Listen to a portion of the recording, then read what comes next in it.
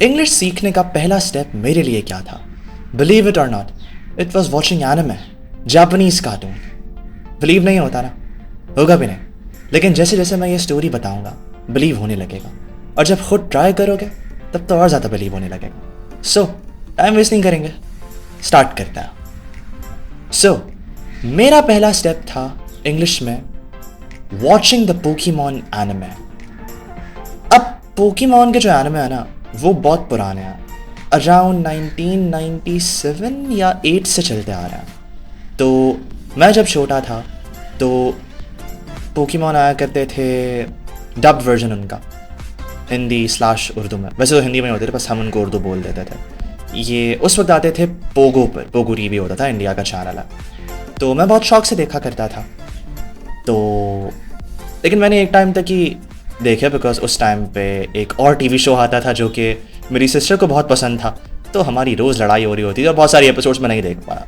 So yes, उस बात का आज तक मुझे गिला है, लेकिन चलो खैर कोई बात नहीं, वो अभी टॉपिक ऑफ डिस्कशन नहीं है। सो अब हुआ क्या कि 2015 में मेरे पास बहुत सारा वेला टाइम हुआ करता था। ऑनेस्टली करने को कुछ होता नहीं था, एम ही जस्ट मैं इधर उधर मंडरा रहा होता था या मंडला रहा होता था, जो भी करेक्ट वर्ड है, उर्दू इतनी अच्छी नहीं है मेरी बहरा।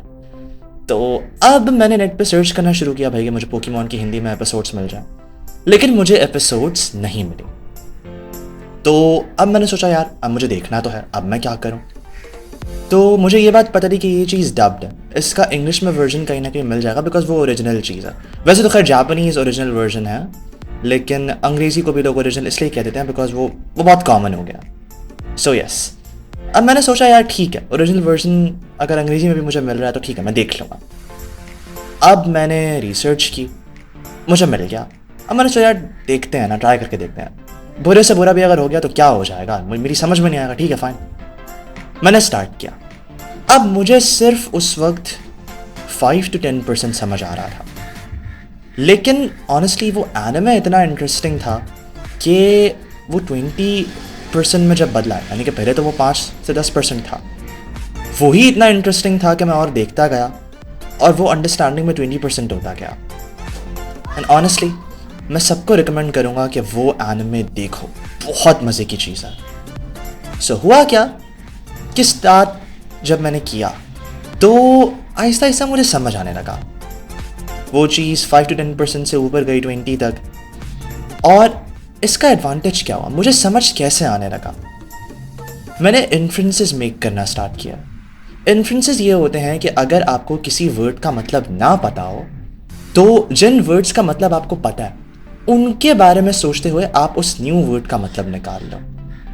तो इस तरह से मैंने गेस वर्क किया और मुझे ऐसे ऐसे वर्ड्स की मीनिंग पता चल गए जो कि मुझे पहले नहीं पता थे। और इसके लिए मैंने कोई डिक्शनरी यूज़ नहीं की, कोई मैंने इंटरनेट यूज़ नहीं किया, कुछ नहीं किया। जस्ट वो पोकेमॉन की एपिसोड्स देखी, उसमें जो अननोन वर्ड होता था उसको मैं उन वर्ड्स के साथ कंपेयर करता था जो मुझे आते थे, तो मुझे अपने आप मीनिंग समझ आ जाती थी। इसका कॉन्सिक्वेंस क्या हुआ, मेरी इंग्लिश की वोकैबुलरी इम्प्रूव होने लगी, और क्योंकि वोकैबुलरी इम्प्रूव होने लगी तो ऑब्वियसली मैं और ज़्यादा अंडरस्टैंड करने लगा। और इस तरह से मेरी अंडरस्टैंडिंग पहले 20% पे गई और फिर 20 से मेरी अंडरस्टैंडिंग चली गई 50% पे। एंड ऑनेस्टली तब स्टार्ट हुआ रियल फन। तब मैंने इस चीज़ को और एंजॉय करना शुरू कर दिया, और इतना मुझे इसका मज़ा आने लगा कि मैंने सुबह से लेकर रात तक पोकेमॉन देखना शुरू कर दिया। नाउ प्लीज़ प्लीज़ प्लीज़ ये खुद नहीं करना, स्पेशली इस टाइम पे। मैंने ये हरकत की थी गर्मियों की छुट्टियों में, 2015 की गर्मियों की छुट्टियों में, अराउंड जून जुलाई में। तो तब मेरे पास करने को कुछ नहीं था। तो अभी आप लोग नहीं करना, स्पेशली जिनके स्कूल डेज़ हैं या कॉलेज डेज़ हैं या जॉब है, कोई भी ऐसी चीज़, लफड़ा हो जाएगा फालतू में। एनीवेज, सो उसके बाद क्या हुआ, उसके बाद ये हुआ कि मैं जैसे जैसे देखता गया तो मैं डिफरेंट चीज़ें लर्न करता गया इंग्लिश में। मैंने न्यू एक्सप्रेशंस लर्न किए। मैंने different phrasal verbs, idioms, expressions, ये सारी चीज़ें मैं लर्न करता गया। इस तरह से मेरी वोकैबुलरी और इंक्रीज हुई। इसके अलावा एक बहुत स्ट्रेंज और बहुत मज़े की चीज़ हुई। जैसे जैसे मैं सुनता गया ऑब्वियसली मेरा इंटरेस्ट बढ़ता गया, और इसका कॉन्सिक्वेंस क्या हुआ कि मेरी जो डेली रूटीन थी वो हो ही गई कि मैं दिन में 80% जो मेरा जागने का काम था वो था ही पोकेमॉन का, और चूंकि वो पोकेमॉन का था तो 80% दिन में मैं इंग्लिश सुनने लगा। तो इसका मुझे एडवांटेज क्या हुआ कि मेरा जो ब्रेन था वो अडैप्टिंग की तरफ चला गया। मैं इंग्लिश में सोचने लगा, मैं अपने आप से इंग्लिश में बात करने लगा। क्यों? क्योंकि दिन भर 80% मेरा कंटेंट ही इंग्लिश में कंज्यूम हो रहा था। तो जब ये चीज़ होती है ना आपके साथ कि आप दिन भर जिस चीज़ को आप कंज्यूम करते रहो, आप पे उसका असर डेफिनेटली पड़ता। अब क्योंकि मैं इंग्लिश को इतना ज़्यादा कंज्यूम कर रहा था तो उसका इफेक्ट मेरे ब्रेन पे हुआ, और मेरे ब्रेन में ये कैपेबिलिटी आ गई कि मैं इंग्लिश में सोचना शुरू हो गया। सोचो, किसी को मैंने पैसा नहीं दिया, कुछ नहीं किया, जस्ट एक एनिमे देखा और उससे मुझे इतना फ़ायदा हो रहा है। अब उसका कॉन्सिक्वेंस क्या हुआ? मेरी इंग्लिश में स्पीकिंग पावर्स इंप्रूव होने लगे। मेरी सिर्फ अंडरस्टैंडिंग डेवलप नहीं हुई, ये नहीं हुआ कि जिसमें मुझे वर्ड समझ आ रहे हैं, मैं एक्चुअल में समझ तो रहा ही था, अब मैं बोलने भी लगा। उसके बाद क्या हुआ? 2 महीने के अंदर अंदर मैंने 5 सीजन्स निपटा लिए। इसके कोई 20-22 सीजन्स हैं। 5 सीजन्स निपटाने के बाद ना मुझे 100% समझ में आने लगा। उसके बाद तो जैसे ये था कि बस मैं भागता गया, मतलब देखता गया। लेकिन उसका एक और एडवांटेज क्या हुआ कि जो मैंने स्किल्स डेवलप किए थे उन 5 सीजन्स में, वो और ज़्यादा इन्हांस होते रहे। एंड ट्रस्ट में, वो स्किल्स बहुत सारे थे।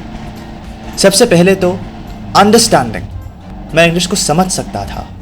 वोकैबुलरी, मेरी जो माइंड की डिक्शनरी थी उसमें नए वर्ड्स ऐड होते गए, और बहुत सारे वर्ड्स ऐड होते गए। इन्फ्रेंसेस, मुझे ऐसे वर्ड्स की मीनिंग ढूंढ कर निकालना आ गया जिनका मुझे मतलब नहीं पता था और जिनके लिए मुझे किसी डिक्शनरी की नीड नहीं थी। ये बहुत काम की चीज़ है, ट्रस्ट में। स्पीकिंग इंप्रूव होने लगी। मैं ऑनेस्टली पहले इंग्लिश नहीं बोल पाता था, लेकिन पोकेमॉन देखने के बाद 2 महीने के अंदर अंदर I could speak, I honestly could speak. और सबसे बड़ी चीज़, मैं इंग्लिश में सोचने लगा। ये चीज़ ना आपकी रीडिंग को, राइटिंग को, स्पीकिंग को, हर चीज़ को इम्प्रूव करती है। तो देखो, 5 इंग्लिश के स्किल्स सिर्फ और सिर्फ 2 महीने में। किया क्या? कार्टून देखे। और ऑनेस्टली ये मैं झूठ नहीं बोल रहा, मेरी जर्नी के जितने भी स्टेप्स हैं ना, उनमें एक्चुअल में कोई ना कोई मुझे फ़ायदा हुआ है। इस बात को प्रूव करने के लिए मैं नेक्स्ट वीडियो में आपको दिखाऊंगा अपना अमेरिकन एक्सेंट। परफेक्ट नहीं है, बहुत सारे पाकिस्तानियों का मुझसे अच्छा है, लेकिन बहुत से पाकिस्तानियों से मेरा भी ज़्यादा अच्छा है। और सबसे बड़ी चीज़, मैं बहुत ज़्यादा इम्प्रूव हुआ। 2015 में जो मैं था वो मैं अब नहीं हूँ। सो नेक्स्ट वीडियो में कोई चीज़ मैं बताऊंगा नहीं, कोई चीज़ सिखाऊंगा नहीं, जस्ट एक डेमोन्स्ट्रेशन दूंगा। ज़्यादा बड़ी वीडियो नहीं होगी, ज़्यादा लंबी नहीं होगी, जस्ट 3 से 5 मिनट की, जिसमें मैं सिर्फ इंग्लिश में बात करूंगा, 100% इंग्लिश में बात करूंगा। और उसमें मेरा एक्सेंट एक अमेरिकन बंदे का होगा और उसको मैं इमिटेट, मिमिक या अडाप्ट करने की कोशिश करूंगा। उसमें बहुत सारी मिस्टेक्स होंगी, लेकिन आपको लगेगा कि नहीं यार, कोई ना कोई चीज़ है बंदे में। So stay tuned. अब अगर आप ये चाहते हो कि आप भी पोकेमॉन देखो, तो बजाय इसके कि आप नेट पे यहाँ से वहाँ से यहाँ एक्सप्लोर करो, मैंने डिस्क्रिप्शन में एक लिंक दिया था, वो मेरे फेसबुक ग्रुप का लिंक है। वो है ही इंग्लिश के लिए, इंग्लिश स्पीकर्स के लिए। वहाँ पे मैं पोकेमॉन का लिंक भी आपको प्रोवाइड कर दूँगा। तो आपको करना ये है कि उस ग्रुप को ज्वाइन कर लो। वहाँ पे सिर्फ पोकेमॉन से रिलेटेड नहीं, इंग्लिश की जितनी भी स्पीकिंग कैपेबिलिटीज़ या स्किल्स वगैरह होते हैं, उन सब से रिलेटेड आपको इन्फो मिलती रहेगी। तो उसको ज्वाइन कर लो, काम आएगा। लास्टली, अगर वीडियो अच्छी लगी हो तो सब्सक्राइब कर देना, लाइक भी दे देना यार, कोई बात नहीं। इसके अलावा अगर लगता है कि इस चीज़ से किसी और का भला हो सकता है, किसी और का फ़ायदा हो सकता है, या कोई और इस चीज़ से मोटिवेट हो सकता है, तो उसको शेयर कर देना। इसके अलावा और मैं क्या मांगता हूँ। सो मिलते हैं नेक्स्ट वीडियो में, जिसमें मैं अमेरिकन एक्सेंट दिखाऊंगा। अंटिल देन, टेक केयर, सायोनारा, ओरिवार, अल्लाह हाफ़िज़।